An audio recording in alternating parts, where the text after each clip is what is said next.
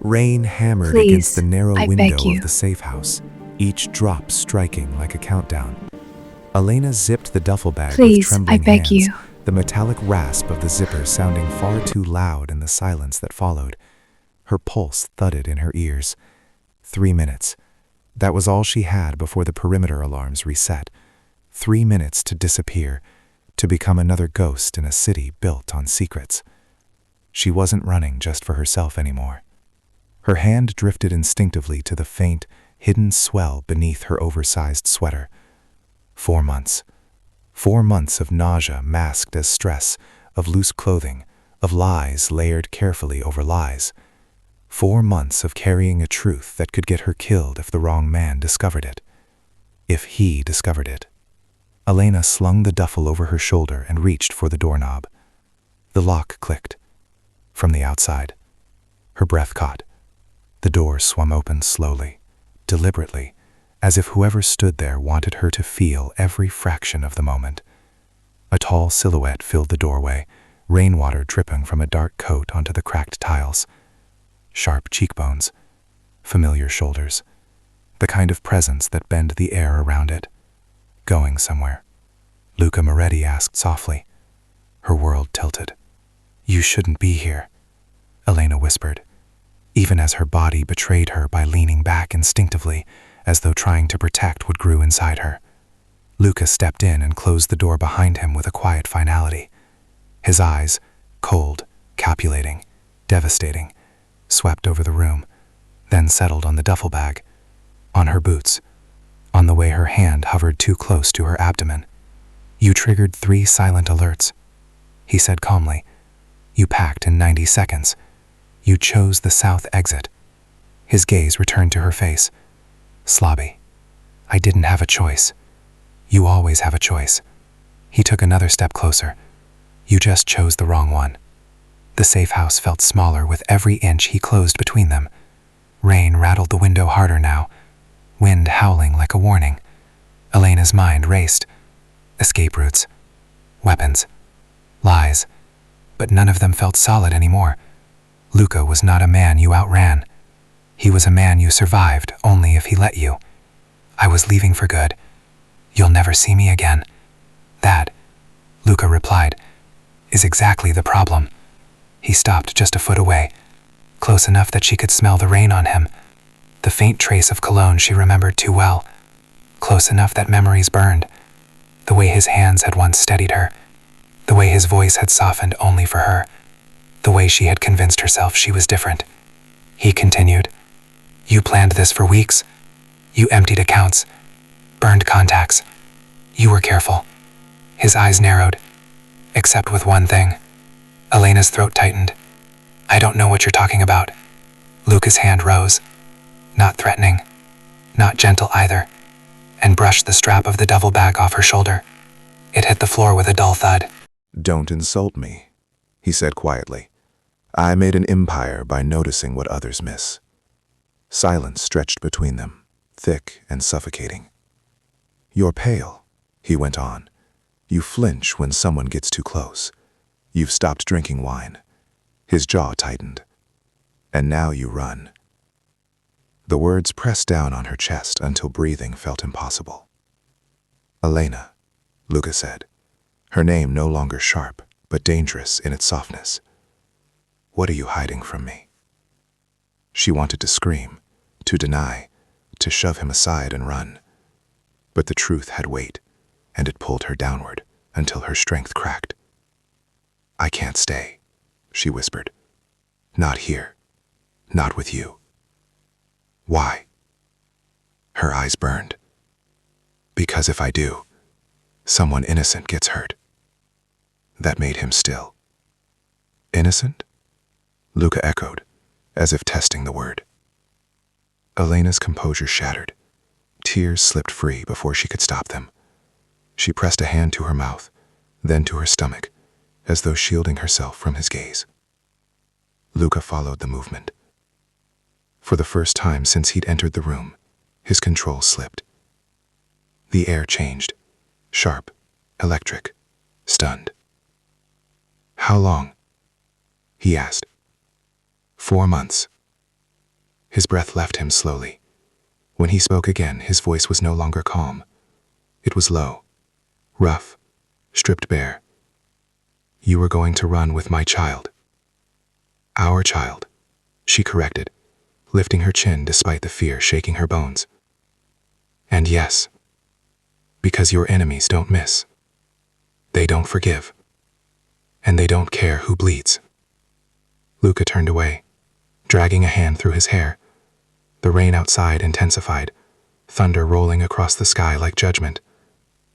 When he faced her again, his eyes were dark with something far more dangerous than anger. Fear. You don't understand, he said. Leaving makes you a target. It makes both of you a target. Staying makes us leverage. He didn't deny it. They stared at each other. Two people bound by a love neither had planned, and a war neither could escape. Luca stepped forward again, slower this time, and cupped her face with a hand that trembled despite his effort to steady it. I would burn this city down before I let anyone touch you, he said. Or the child. Elena swallowed. That's what terrifies me. A sharp beep cut through the moment. Luca's phone vibrated. He glanced at the screen, and something lethal flickered across his expression. They know. Who? My brother. His jaw clenched. And if he knows, others will follow. The failed escape suddenly felt like the least of her problems. Luca grabbed her coat and pressed it into her hands. We're leaving. Now. You just said. I said alone you're vulnerable. He met her gaze. With me you're protected. She hesitated, every instinct screaming danger, even as her heart betrayed her by aching for him. This doesn't mean I forgive you, she said. It shouldn't. It means we survive long enough to earn forgiveness. As they stepped into the rain together, Elena knew one truth with terrifying clarity. She hadn't escaped the war. She had just given it a reason to come for her, and this time, failure was not an option. Dante Vancini didn't step into the room, he invaded it. The door slammed shut behind him, rattling the thin walls of the rented apartment, and suddenly the air felt smaller, thicker, charged. He filled the doorway like a storm given human shape, impeccable in a charcoal suit that looked pressed even after the rain. Water darkened the fabric at his shoulders. His hair was slicked back, a few strands loosened by wind. His eyes, shattered obsidian, found Elena instantly and did not let go. He smelled of rain, expensive scotch, and gunpowder. Going somewhere, tesoro? His voice rolled low and deliberate, vibrating through the floorboards like a warning. Elena backed away until the backs of her legs hit the edge of the bed. Her fingers curled into the quilt, grounding herself. She had rehearsed this moment 100 times in her head, what she would say, how she would stand. None of it mattered now. Dante had a way of dismantling plans just by existing. Let me go, Dante, she said. I want out. His mouth curved, not quite a smile. He crossed the room in 2 long strides, boots silent against the worn wood. You don't get out, he replied softly. Not when you took something of mine. Her heart kicked hard against her ribs. I didn't take anything. He stopped a foot away, close enough that she felt the heat of him, the restrained violence humming beneath his skin. His gaze dropped, just briefly, to her midsection, then lifted again. You always did lie beautifully, he said, but not well. Helena swallowed. She forced herself to meet his eyes. This ends tonight. Dante laughed once, a quiet sound with no humor in it. You still think you decide how things end. He reached out, slow enough that she could have moved. She didn't. His knuckles brushed her jaw, then traced down her throat, resting there, not squeezing, not gentle either, claiming space. You disappeared without permission, he continued. You burned bridges that belonged to me, and you thought I wouldn't come looking. You don't own me, she said, though her voice shook. His thumb pressed lightly at her pulse point, feeling the truth she couldn't hide. I owned your silence, your loyalty, a beat, your body. She flinched. He noticed. He always noticed. I gave you years, Dante said. Protection, power, a place at my side. His eyes darkened. And you ran.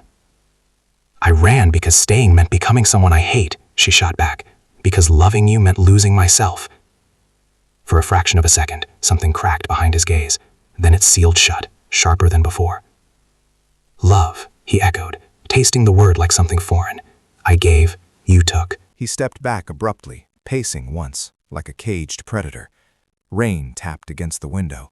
Sirens wailed distantly, a city breathing violence as naturally as air. You should have come to me, he said. Instead, you hid. I was afraid, she whispered. That made him turn. Afraid, not of him, but of what he represented, of the world he dragged her into, of the child she was protecting with every lie. Dante approached again, slower this time. His voice dropped. What are you afraid of, Elena? She pressed a hand to her stomach before she could stop herself. The silence that followed was catastrophic. Dante's eyes followed the movement, then lifted to her face. The room seemed to tilt. He exhaled slowly, as if steadying himself against an unexpected blow. How long, he asked, were you going to keep this from me? I didn't know how, she said, tears stinging her eyes. I didn't know if you'd protect us or destroy us. His jaw flexed. You thought I'd hurt my own blood. I've seen what you do to threats, she said, and in your world, everything is a threat. He looked away, hands fisting at his sides. When he spoke again, his voice was raw. This changes nothing. It changes everything, Elena said. He turned back, eyes burning. You belong with me. No, she said. The child doesn't. That was the strike that landed. Dante closed the distance and pulled her into him, one arm iron around her back, the other braced on the bed beside her. Their bodies fit with terrifying familiarity. Her breath caught. His forehead rested against hers. You still smell like jasmine, he murmured. You still shake when you lie. She hated that her body remembered him, hated that desire flared even now, tangled with fear and grief. His mouth brushed her temple, her cheek. Never quite a kiss, but close enough to ache. I could keep you, he said quietly. Lock this place down, make the world disappear, and become your prisoner, she asked. His lips hovered at her ear. My queen. She closed her eyes. For a moment, just one, she let herself imagine it. Safety wrapped in danger. Love sharpened into obsession. Then a phone vibrated. Dante stilled. He pulled back and glanced at the screen. Whatever he read there hardened his expression into something lethal. They're moving, he said. Someone sold you out. Her stomach dropped. Who? He looked at her with something like regret. The only person who knew where you'd run. Understanding hit like ice water. You, she whispered. Dante didn't deny it. I needed to flush you out. The betrayal cut deep and clean. You used me, she said. Again. He reached for her, but she slapped his hand away, stepping back, fury breaking through fear. I will never forgive you, she said. Then live long enough to hate me, Dante replied. Because tonight, forgiveness is a luxury we don't have. Gunshots cracked outside, too close. Dante grabbed his jacket and tossed her a coat. We leave. Now. Elena hesitated, heart shattering as she realized the truth. The wolf had come to the door, and escape was no longer an option. But survival was. She followed him into the rain, knowing one thing with brutal certainty. The man who loved her was also the man who would burn the world to keep her. And the cost of that love had only just begun. His gaze dropped lower, lingering on her midsection. Even beneath the oversized sweater, the loose fabric meant to hide everything, Dante sighed. Dante always saw everything. The faint rounding, the way her hand hovered there unconsciously, protective, possessive. The room felt suddenly too quiet. Who is he? Dante asked. His voice was deceptively calm, smooth as still water, but Elena knew better. She saw the muscle in his jaw tick once, twice. The barely restrained violence coiled beneath his skin like a serpent ready to strike. Her throat went dry. If he knew the truth, if he knew the child growing inside her carried the Vancini bloodline, there would be no escape. Not now. Not ever. Her child would be raised in marble halls stained with blood, taught loyalty before love, handed a weapon before they could read. She could not let that happen. "It's not yours," she said. The words tasted like ash. She forced herself to meet his eyes, even as her heart screamed in protest. "I met someone else before I left. It's not yours, Dante." The lie hung between them, fragile and dangerous. For a moment, Dante didn't move. Then he smiled. It was not a pleasant smile. It was sharp, slow, devastating, the smile of a man who had just been challenged. "Say it again," he said softly. Elena held her ground, nails digging into her palms. "The baby isn't yours." The sound Dante made was almost a laugh, almost. He stepped closer, and the space between them collapsed. She could feel him everywhere, his heat, his presence, the gravity he carried. He reached out and brushed his fingers along her sleeve, then stilled them just above her stomach, not touching. "You expect me to believe," he murmured, "that after years of knowing your body, your rhythms, your tells, I wouldn't know." "Believe whatever you want," she shot back. "It doesn't change the truth." "It changes everything," he corrected. His hand dropped, but the damage was done. He turned away abruptly, pacing once, then again, like a predator circling an invisible trap. Rain lashed against the windows, thunder rolling low and distant. "You disappeared for 3 months," Dante said. 3. Long enough to plan, long enough to get careless. He stopped and faced her. "Who is he?" "There is no he you can reach," Elena replied. "That's the point." Something dark flickered across his expression. "Did he touch you?" Dante asked. The question was quiet, controlled, far more frightening than a shout. Elena swallowed. "Yes."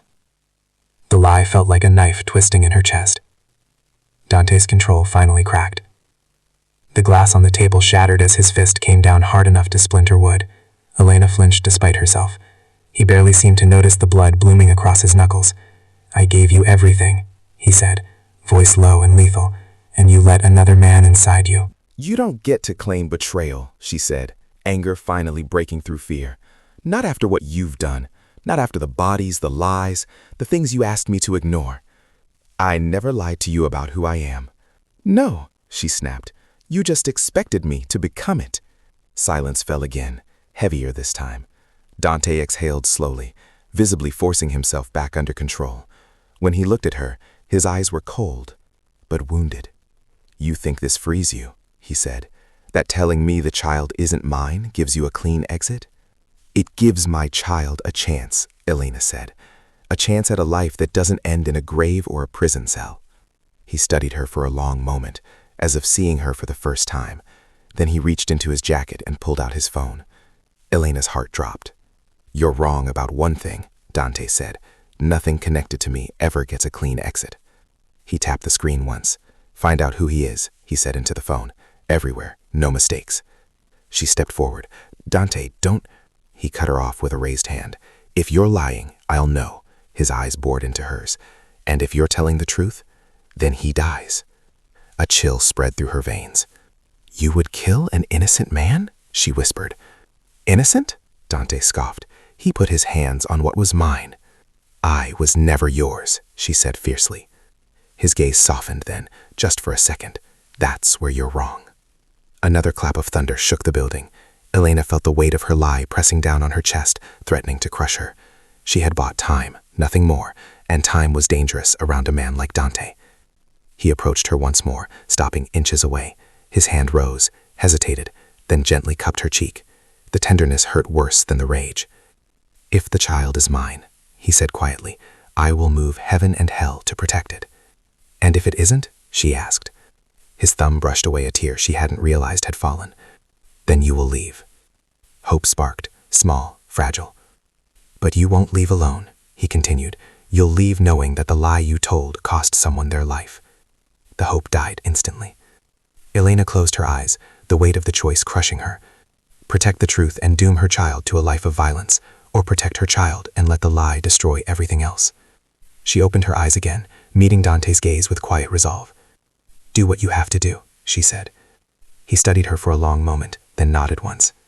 So will I. As he turned toward the door, Elena pressed a hand to her stomach, whispering a silent apology to the life growing inside her. The accusation had been made. The lie had been told. And the war, for her child's future, had truly begun. Dante laughed. It wasn't loud. It wasn't wild. It was cold, stripped of humor, polished to cruelty. The sound scraped against Elena's nerves like glass. You think I believe that? He said, fingers closing around her wrist. The grip wasn't painful. That was the terrifying part. It was firm, deliberate, the kind of hold that didn't need force to communicate ownership. His thumb pressed lightly against her pulse, as if reminding her that he could feel every beat of her fear.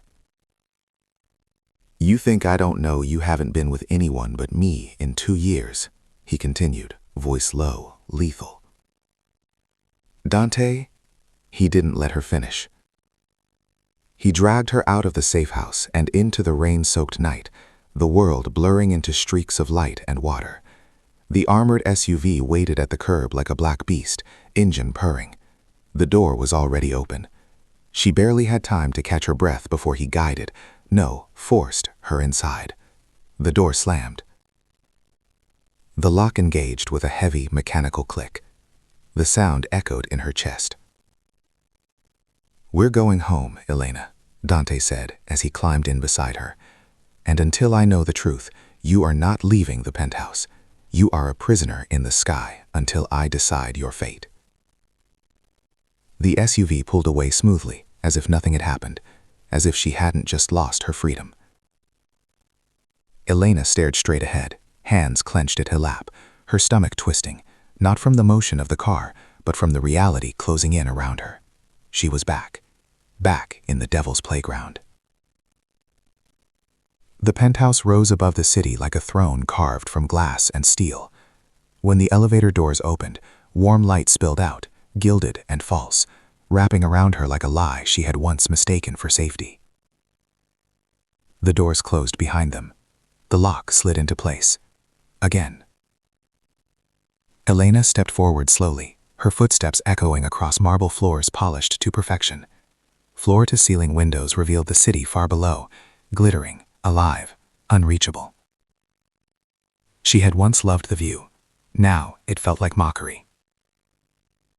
Dante removed his jacket and tossed it aside, loosening his cuffs with practiced calm. He watched her the way one watched a dangerous animal, beautiful, unpredictable, owned. You'll have everything you need, he said. Food, doctors, security. I don't need your generosity, Elena replied. You'll take it anyway. She turned to face him, anger burning through the fear. You can't keep me here. He stepped closer. I can, and I will. You're proving my point, she said. This is why I ran. Dante's jaw tightened. You ran because you were afraid of the truth. No, she said quietly. I ran because you would never let me choose. For a moment, something unreadable crossed his face. Then it was gone. Rest, he said, turning away. We'll talk when you're ready to stop lying. Days passed in a blur of luxury and confinement. The penthouse was immaculate. Sunlight poured in every morning. The sheets were soft, the food exquisite. Guards stood outside every door. Elena could walk anywhere inside the apartment, but nowhere else.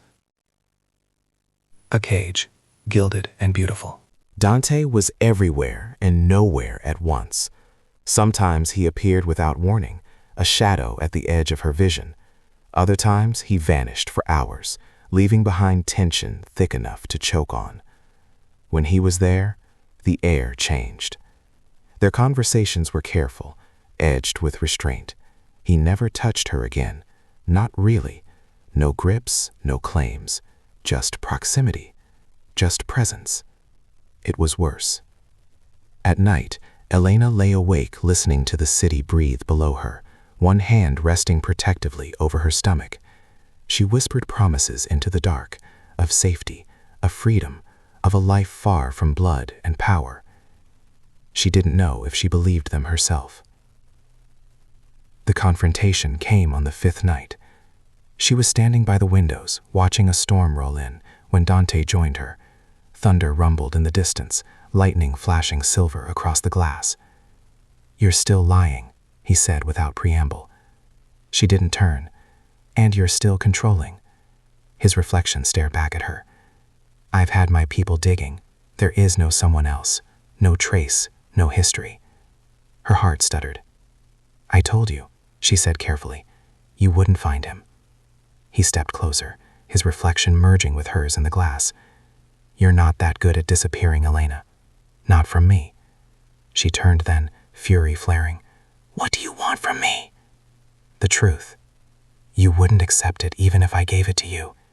He studied her face, then slowly reached out and placed his hand over hers on the glass. The contact sent a shock through her, familiar, unwanted, devastating. "You're afraid," he said quietly. "But not of me." She swallowed. "You don't know that." "I do," he said. "You're afraid of what this child means." The word hit her like a blow. "This child," Dante continued, "is power, legacy, weakness." His hand tightened slightly over hers. "And you think I'll turn it into a weapon?" "You already have," she whispered, "by keeping me here." Silence stretched between them, filled with the sound of rain beginning to fall. "I was raised in a cage," Dante said suddenly. "Gold bars, armed guards, expectations written in blood." He looked at her then, really looked. "I survived it." "I don't want my child to have to survive," Elena said. "I want them to live." Something shifted in his expression, something raw, unguarded. "And you don't?" he asked. She searched his face, seeing the fractures beneath the armor. The boy he had been, the man he had become. Love twisted painfully in her chest, tangled with fear. "I don't know what you want," she admitted. Dante leaned closer, his forehead nearly touching hers. "I want the truth," he said softly, "and until I have it, you stay." She closed her eyes, tears brimming. "Then wear it war." His breath brushed her temple. "We always were." Later that night, alone again, Elena stood in the quiet of the penthouse and stared out at the city lights. She pressed her hand to her stomach, feeling the faintest flutter beneath her palm, a reminder of what she was fighting for. The cage was beautiful. The devil was charming. But she would not let her child be born into chains. Somewhere inside her, resolve hardened into steel. This prison would not hold her forever. And when she finally broke free, it would not be quietly. The drive back to the city was silent. Not the peaceful kind of silence, the kind that settled gently between two people who understood each other without words. This was a loaded silence, heavy with things unsaid, with truths circling like predators waiting for the right moment to strike. Rain streaked the windows of the armored car, blurring the city lights into long ribbons of gold and red. Elena rested her forehead against the cool glass, watching her reflection fracture and reform with every passing street lamp. Her body swayed gently with the motion of the car, but her mind was elsewhere, lost in memory. She remembered why she fell for him. It hadn't been the power, or the money, or the way people lowered their voices when his name was spoken. It had been the quiet moments no one else saw, the nights when the world seemed to shrink to just the two of them. She remembered the first time he touched her, not like an owner, not like a conqueror, but like she was something precious, reverent, as if she were made of flame and he was afraid of getting burned. His hands had been warm, steady, lingering just long enough to ask permission without words. His mouth had traced promises along her skin, vows whispered into darkness, meant only for her. He had made her feel chosen. She closed her eyes, and the memories came sharper now, more dangerous. The way he would pull her close after nightmares she never explained. The way his voice softened when he said her name, as if it meant more than all the others combined. The way he kissed her like the world might end tomorrow. And sometimes, in his line of work, it very nearly did. She had loved that man. But love had a shadow. Her breath hitched as another memory surfaced, one she never managed to bury, no matter how hard she tried. She had gone looking for him late one night, restless and unable to sleep. His study door had been ajar, light spilling into the hallway. She remembered smiling at first, ready to tease him for working too late. Then she had stepped inside. Dante stood at the sink, sleeves rolled up, jaw clenched in concentration. The water ran red before it cleared.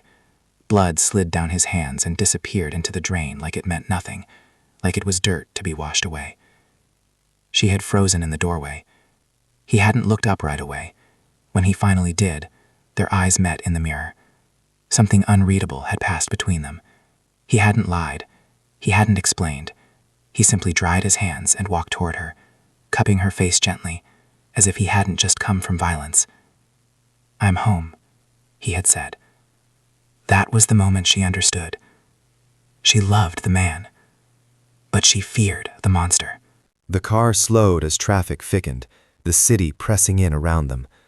Elena opened her eyes again, watching the streets come alive beneath the rain, people laughing, arguing, living ordinary lives untouched by blood or power or consequence. A life she wanted for her child, a life she would fight for. Her fingers curled against the glass. "If the baby isn't yours," she whispered, barely louder than the rain, "will you let me go?" The question hung between them, fragile and dangerous. Dante sat beside her, still as stone, his gaze fixed forward. For a long moment she thought he wouldn't answer at all, that he would pretend not to have heard. Then he spoke. "If the baby isn't mine, Elena," he said evenly, "I will find the man who touched you, and I will burn his world to ash." Her heart clenched painfully. "Then," he continued, voice hardening, "we will discuss your freedom." She turned to look at him, searching his face for something, mercy, maybe, or proof that the man she loved still existed beneath the armor. "What does that mean?" she asked. "It means," Dante replied, finally meeting her gaze, "that actions have consequences. Yours, his, mine." Tears stung her eyes, but she refused to let them fall. "You would destroy a stranger's life for something I chose." "I would destroy him," Dante corrected, "for taking what was mine." "I was never yours," she said quietly. He didn't argue. That hurt more than if he had. The car turned onto a familiar avenue, the skyline rising ahead of them, steel and glass and ambition scraping at the sky. Elena felt the walls closing in again, the weight of the penthouse waiting above like a crown she never wanted. "Dante," she said softly, "do you ever think about what all of this costs?" He was silent for a moment. "Every day." "Then why keep going?"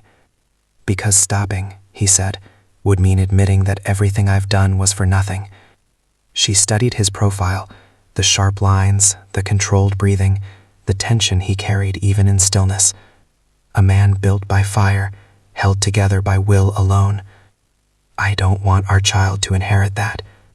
Something flickered across his expression, pain, fear, something dangerously close to regret. The car slowed to a stop beneath the tower. Guards moved efficiently, umbrellas appearing, doors opening. The rain had eased, but the air still smelled of wet pavement and electricity. Dante stepped out first, then offered his hand. Elena hesitated only a second before taking it. His grip was firm, grounding, familiar. As they entered the building, she felt the city fall away behind them, replaced by silence and height and isolation. The elevator doors closed. Up they went. Elena leaned back against the mirrored wall, exhaustion washing over her. Her reflection stared back, stronger than she felt, eyes sharper, resolve hardening by the second. Memories burned behind her eyes, of love, of violence, of promises made and broken. She loved him. She feared him. And she knew one thing with terrifying clarity. Fire had forged Dante Vancini. And fire would either consume everything she loved or light the way out. As the elevator reached the top floor and the doors slid open, Elena stepped forward, hand resting protectively over her stomach. She would not let the past decide her child's future, even if it meant walking through fire to change it. The penthouse was a fortress of glass and steel, suspended above the city like a throne in the clouds. Night had settled fully now, the skyline burning with light below. Millions of lives unaware of the quiet war being waged several stories above them. Within the hour, Dante's private doctor arrived. There was no negotiation. Elena watched from the velvet sofa as the man unpacked his equipment with clinical efficiency. Stainless steel glinted beneath the warm lights. The faint scent of antiseptic cut through the penthouse's usual notes of leather and polished wood. Everything about the moment felt unreal, as if she were watching it happen to someone else. "Please," she said once, quietly. Not to the doctor. To Dante. He didn't turn. Elena rolled up her sleeve with shaking fingers. Her skin looked pale under the light, veins more visible than she remembered. She pressed her lips together as the needle pierced her vein, sharp, cold, invasive. A small sting, nothing compared to the pain coiling in her chest. Blood flowed into the vial. Proof. Judgment. A sentence waiting to be read. Dante stood by the window, hands clasped behind his back, watching her reflection in the glass rather than her directly. He looked carved from stone, immaculate suit, rigid posture, expression unreadable. If he felt anything, he didn't allow it to show. "Rush the results," Dante said, his voice calm and absolute. The doctor nodded. "Of course." Elena pressed a cotton ball to her arm once the needle was removed, her fingers trembling. She avoided looking at Dante, afraid of what she might see. Hope, fury, triumph, devastation. Any of it would break her. The doctor packed up quickly and left without ceremony. The elevator doors closed behind him, sealing the penthouse once more. Silence fell. It was suffocating. Elena sat very still, the cotton ball clutched between her fingers, as though holding it tightly enough could change the outcome.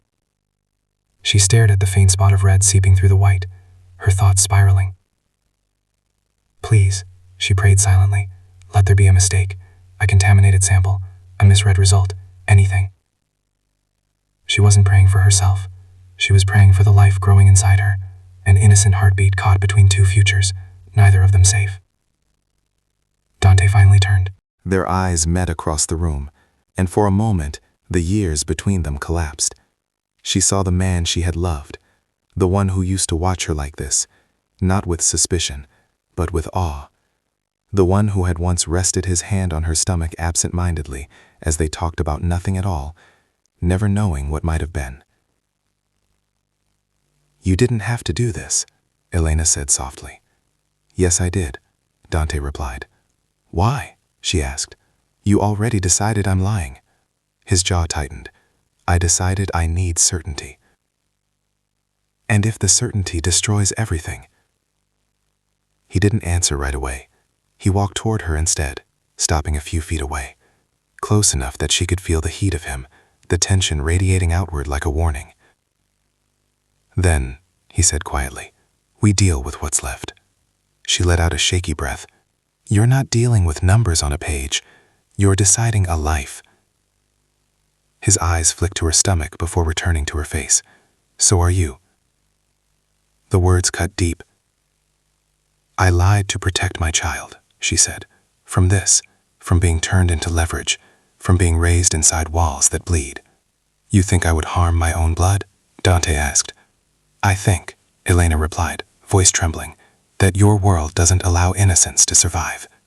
Something flickered behind his eyes. Pain, maybe, or anger turned inward. "My world is the only reason you're still alive. And it's the reason I had to run." They stared at each other, the truth heavy between them. Outside, a helicopter passed, its light sweeping briefly across the glass. For an instant, the penthouse felt exposed, fragile.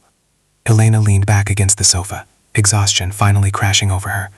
She closed her eyes, one hand drifting to her stomach, thumb brushing lightly over the fabric, as if she could soothe the child inside.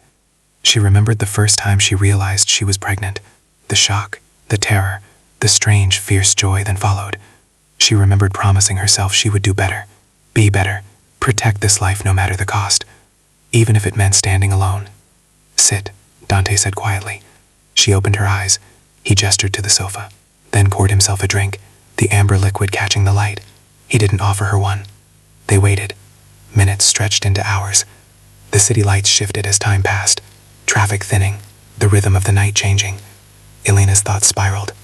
What if the test confirmed the truth? What if it didn't? What would Dante do either way? She imagined him finding another man, an imaginary man, someone who didn't exist, someone who would die for a lie she told to save her child. Her stomach twisted. "I don't want blood on our hands," she whispered. Dante looked at her sharply.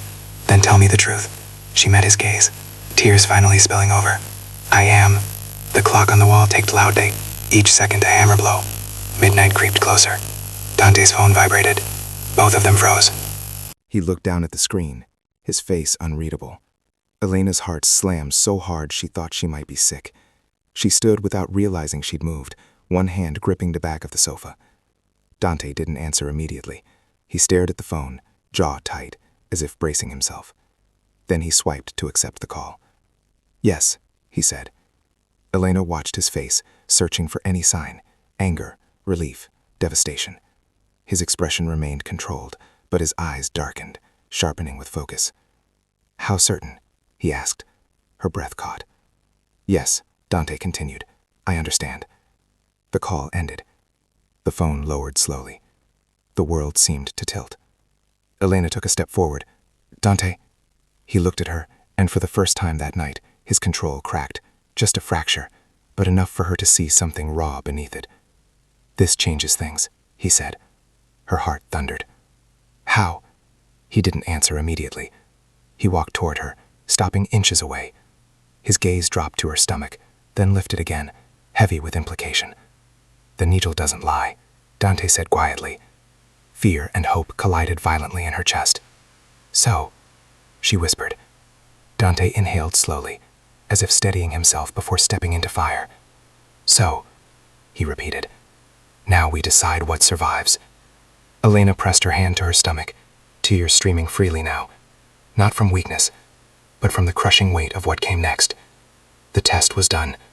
The truth was no longer hers alone, and whatever the result, nothing would ever be the same again.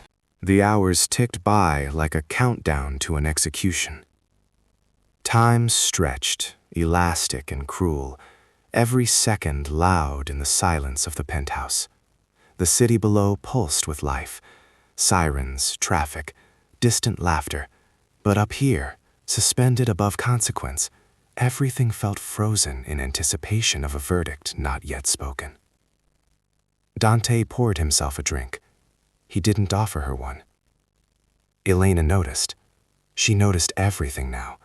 The way his movements were sharper than usual, the way his shoulders stayed rigid even when he leaned against the bar, the way the glass in his hand never quite stopped shaking.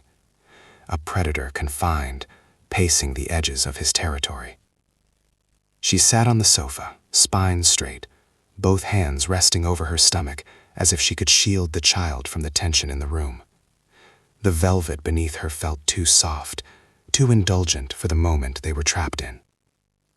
Dante crossed the room again, then stopped abruptly in front of her. "Why lie?" he asked suddenly. His voice wasn't raised. That was worse. "If it is mine," he continued, eyes locked onto hers, "you know I would give you the world. You would be queen." The word echoed. Queen. Once, long ago, the idea might have tempted her. Silk gowns, power, protection wrapped in diamonds and fear, standing beside him while the city bowed. Elena stood, her fear igniting into something harder, sharper. I don't want a kingdom built on bones, Dante, she snapped. The words surprised them both. She took a step closer, refusing to be small. I want a life, a safe life. He didn't interrupt. His eyes burned, but he let her speak. Can you give me that? She demanded. Can you promise our child wouldn't die in a car bomb at age 6? Can you swear they won't grow up learning how to duck before they learn how to read? Dante went silent. The room seemed to hold its breath. Elena saw it then, the truth she had always known, reflected nakedly in his eyes. He could promise power. He could promise vengeance. He could promise loyalty and blood and fire. But not safety. Not innocence. Not peace. You can't, she whispered, because your world doesn't allow it. Dante looked away, jaw tightening, his silence heavier than any shout. He drained his glass in one swallow and set it down with controlled force. You think the world outside these walls is any kinder? He asked. You think danger ends if you walk away from me? No, Elena said, but at least it won't be hunting us by name. He turned back to her slowly. You are asking me to give up my empire.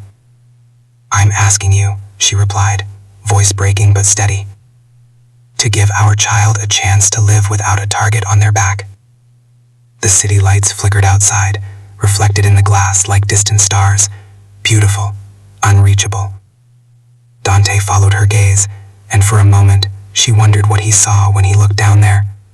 Opportunity, territory, or the life he had never allowed himself to imagine. I was born into this, he said quietly. I didn't choose it. I know, Elena said, but they didn't. She pressed a hand more firmly to her stomach. The gesture was instinctive, protective, defiant. This child didn't choose you, she continued, or me, or any of this. Dante's breath hitched, just barely. He turned away again, pacing, running a hand through his hair. The predator, restless, cornered by something he couldn't threaten or bribe. You think running solves this, he said. You think there's a place I can't reach. I think, Elena replied.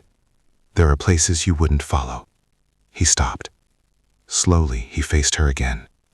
And where is that? Anywhere you'd have to leave this behind, she said, gesturing around them. The penthouse, the city, the power. Anywhere you'd have to be, just a man. The words landed like a blow. Dante stared at her, something warring behind his eyes. Pride, fear, love, rage, all tangled together, none willing to yield. The clock on the wall ticked loudly. Midnight had passed. They were still waiting. Elena felt the exhaustion seep into her bones. She sank back onto the sofa, suddenly overwhelmed by the weight of it all. The lies, the fear, the waiting. She closed her eyes, breathing slowly, deliberately, as if calming herself might calm the storm around them. I never wanted to hurt you, she said softly. Dante's voice came from across the room. And yet you did. I know. Silence again. Then, unexpectedly, he spoke, not with anger, but with something like confession. When I imagine the future, he said, I don't see peace. I see enemies aging into new ones. I see threats evolving. I see blood. A pause. I also see you. Elena opened her eyes.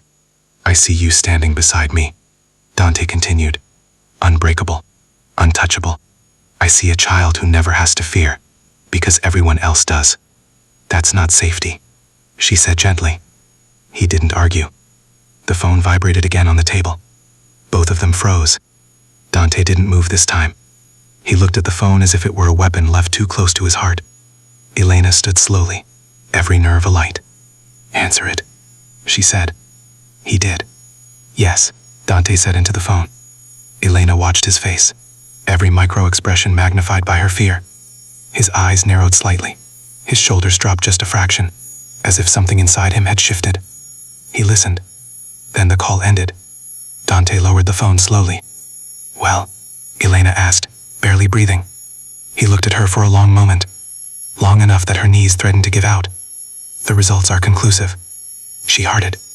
And Dante inhaled deeply, as if drawing strength from the air itself.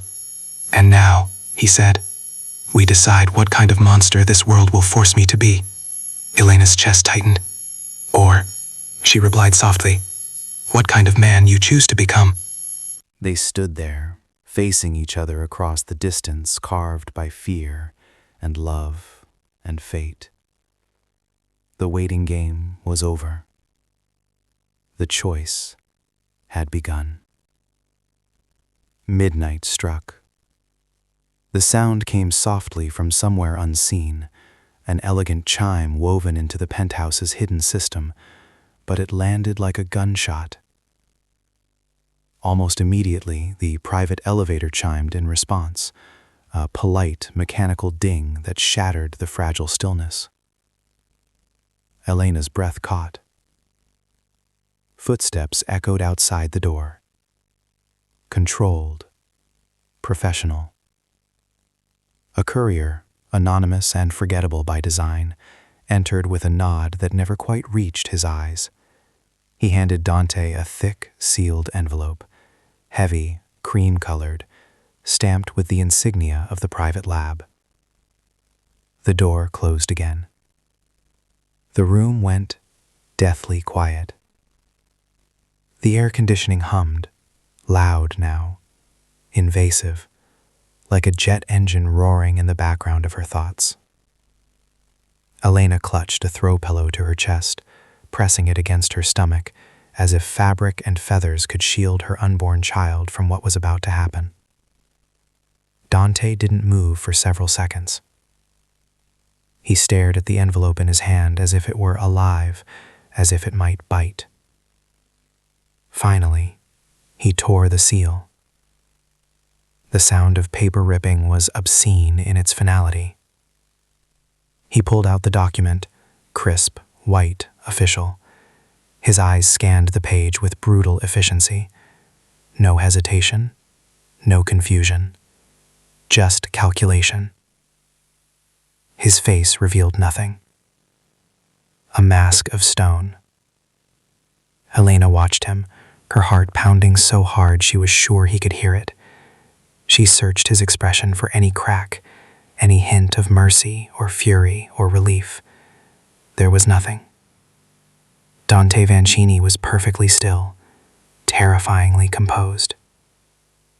He looked down at the paper, then at her, then back at the paper.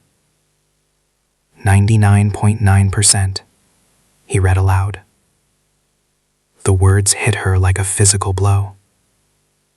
The pillow slipped from her grasp and fell to the floor unnoticed. For a moment, the world ceased to exist. No city lights, no penthouse, no empire of blood and steel. There was only that number, cold, absolute, inescapable. His. Helena's knees weakened and she sank back into the sofa, one hand flying to her mouth.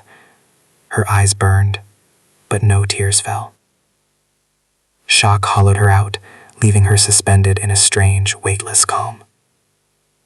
Dante folded the paper carefully. Too carefully.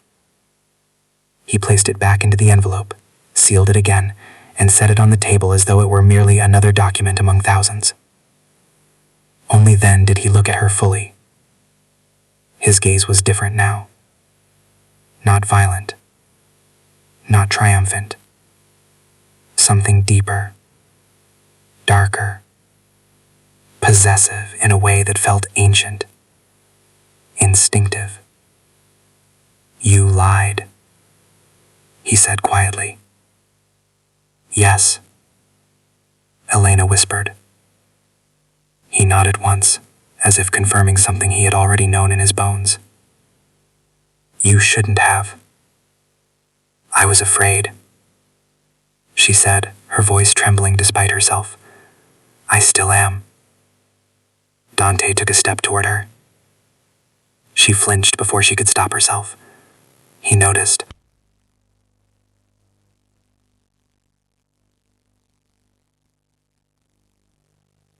The pause that followed was subtle, but it was there. He stopped, hands curling slowly into fists at his sides. His jaw tightened, not with rage, but restraint. "I told you," he said. "If it were mine, I would give you the world." "I don't want the world," Elena replied hoarsely. "I want out." Silence stretched between them, thick and heavy. Dante turned away, walking to the window. The city sprawled beneath him, glittering and indifferent. This city bent to his will. It always had. He had broken men for less than what this moment demanded of him. Behind him, Elena spoke softly. "If you keep me here," she said, "you'll win. You always do. But you'll lose something too." He didn't turn around. "You'll lose the part of me that still loves you." That did it. Dante exhaled slowly, one hand braced against the glass. For the first time since the envelope arrived, his composure cracked. Not outwardly, but inwardly, like a fault line shifting beneath the surface. "You think love is freedom," he said. "Love is protection." "Not when it's a cage," she answered. He turned to face her again. His eyes were sharp, but there was something raw there now, something unarmored. "This child is a Vancini, my blood, my legacy." Elena stood, steadying herself against the arm of the sofa. "This child is innocent," she said, "and if you turn them into a symbol, into a weapon, if you raise them in fear, then you become the monster I ran from." Dante studied her as if seeing her anew. "You think I don't fear that?" he asked quietly. The admission stunned her. "I know what I am," he continued. "I know what this world does to those born into it. I survived by becoming worse than it." His gaze dropped briefly to her stomach. "But survival isn't living." The air between them changed. "What are you saying?" Elena asked. Dante walked back to the table and picked up the envelope again. He held it for a moment, then slid it into the drawer and locked it away. "No one else sees this," he said. "No council, no family, no enemies."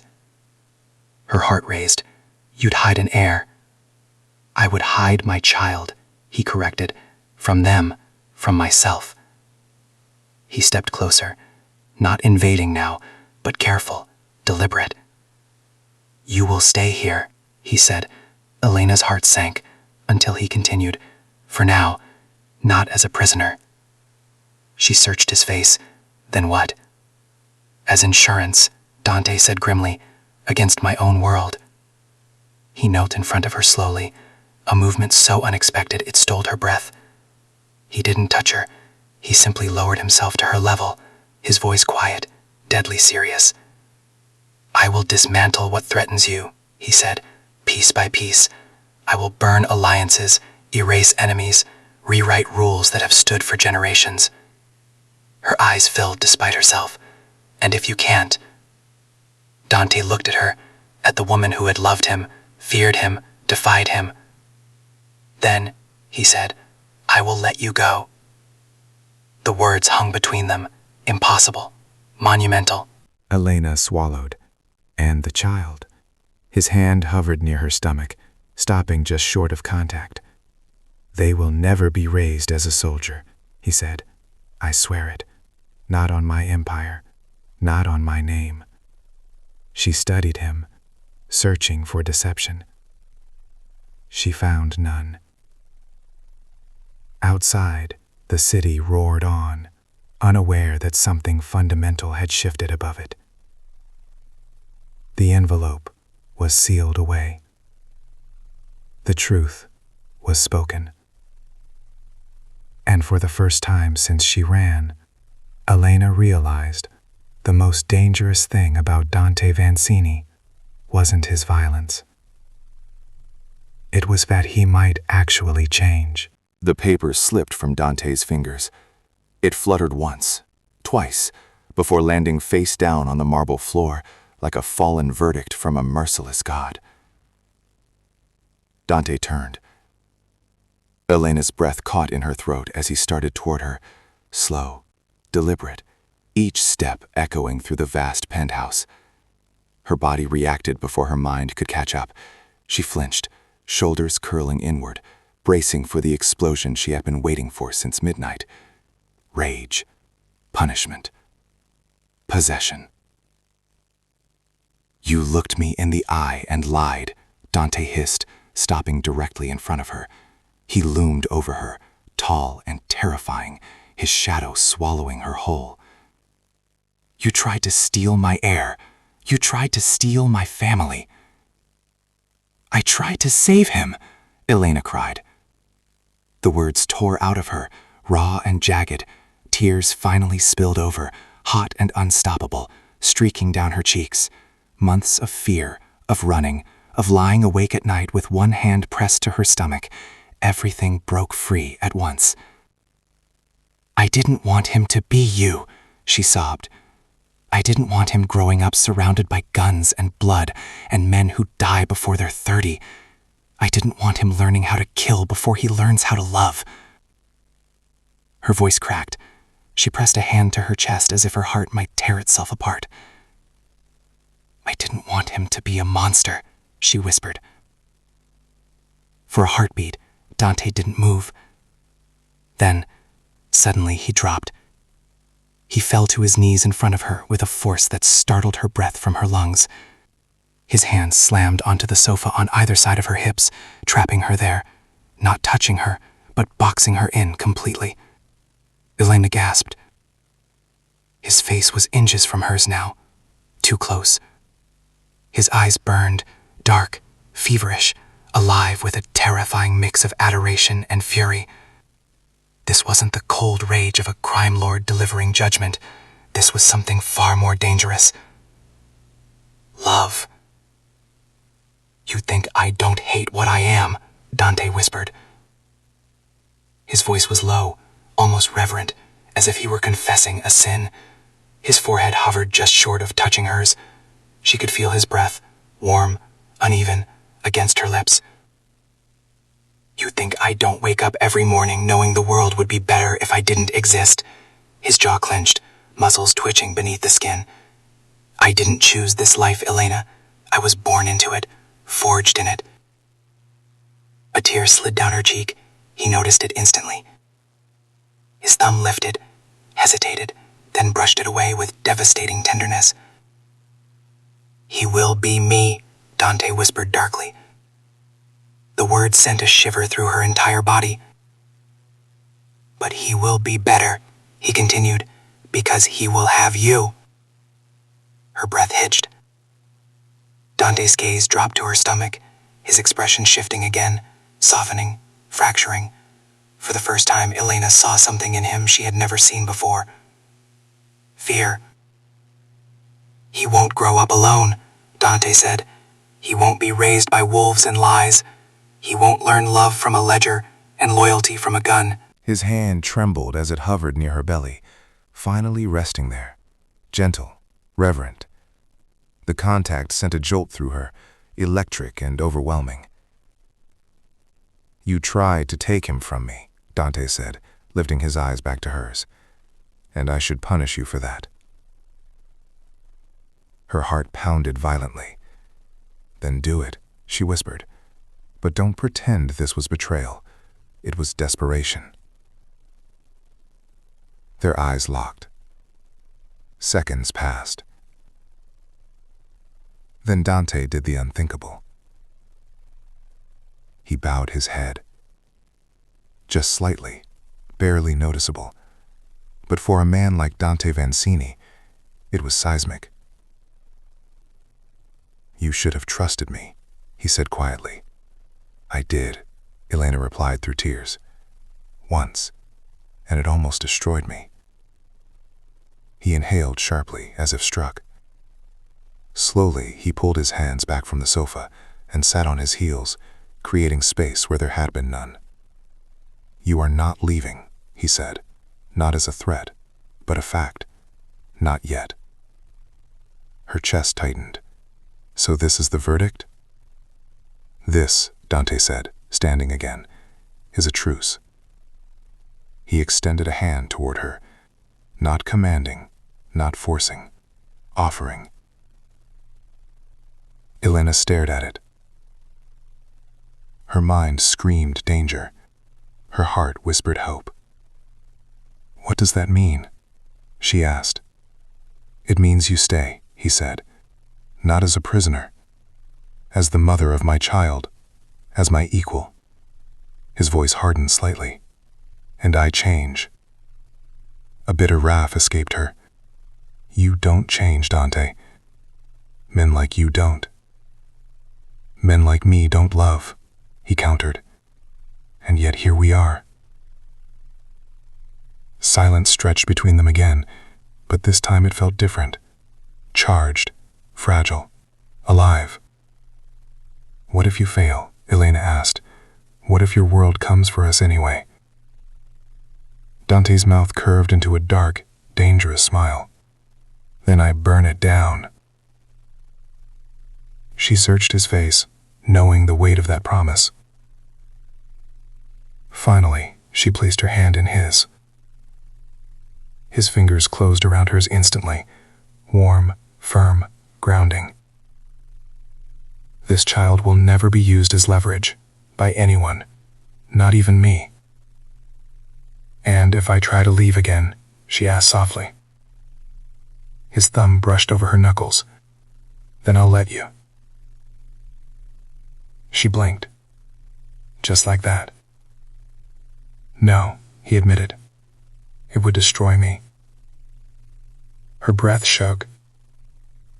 Outside, the city lights flickered, unaware that an empire was quietly being put on trial. The verdict had been delivered. Not guilt, not innocence, but something far more dangerous.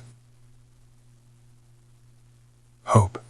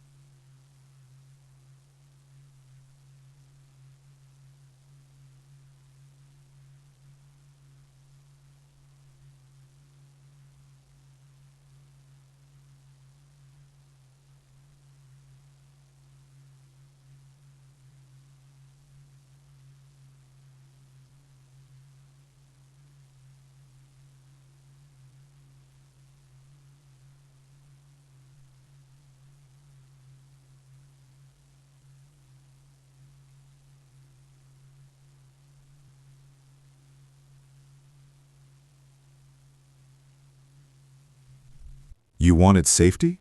He continued. You have it. You are the mother of the Vancini heir. No one touches you. No one breathes in your direction without my permission.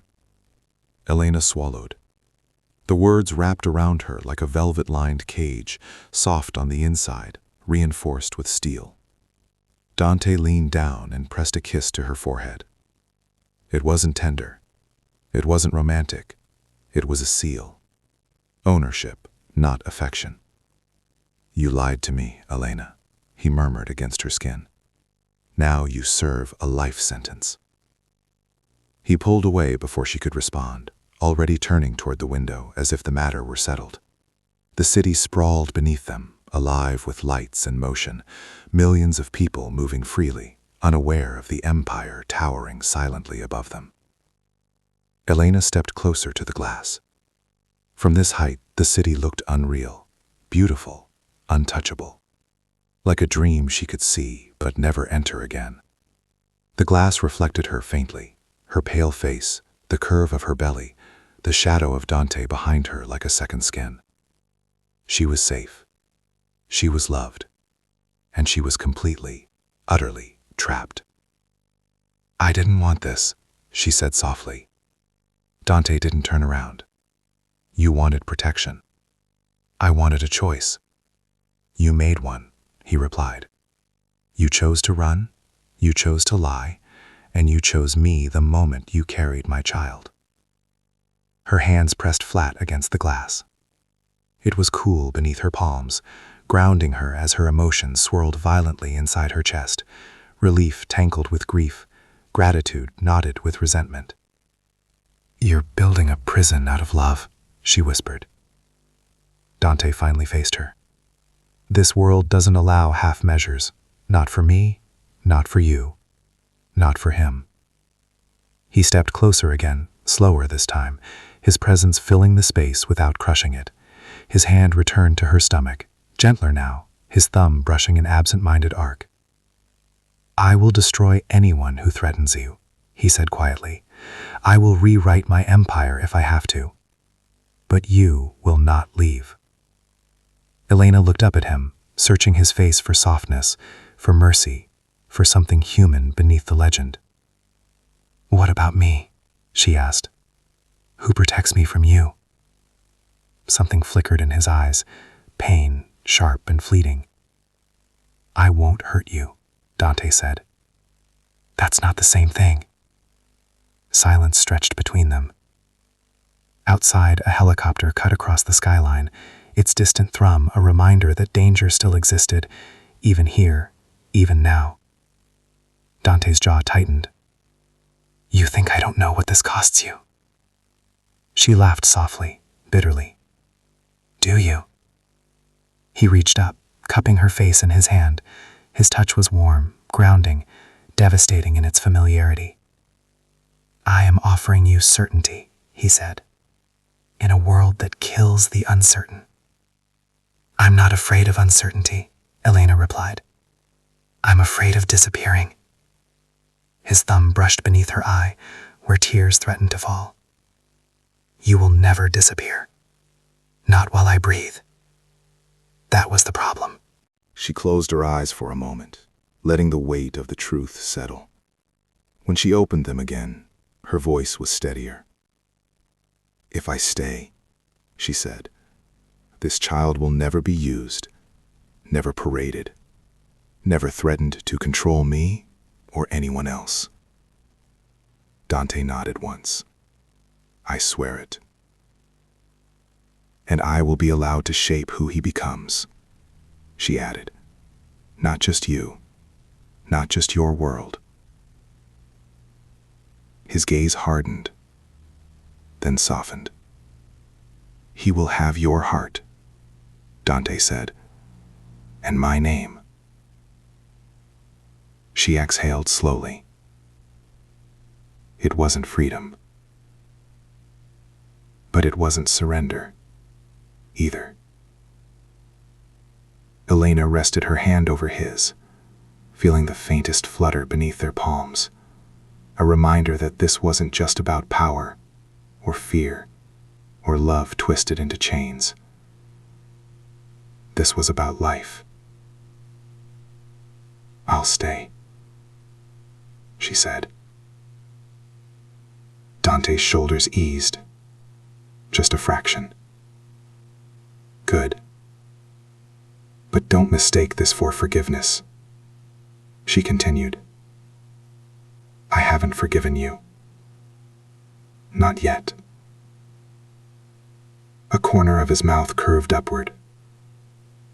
I wouldn't expect you to. She turned back to the window, watching the city pulse below. Somewhere down there, a version of her life still existed. One where she walked freely, laughed loudly, disappeared into crowds. That life was gone. Behind her, Dante stood silent, watchful, already issuing quiet orders into his phone. Guards, protocols, reinforcements. The machinery of safety locking into place. Elena placed both hands over her stomach. I will protect you, she vowed silently. Even if I have to protect you from your father. The city lights shimmered like stars trapped in concrete. She was safe. She was loved. And she was bound to a man who would burn the world for her, and to a vow that tasted bittersweet on her tongue. The door had closed. The lock had engaged.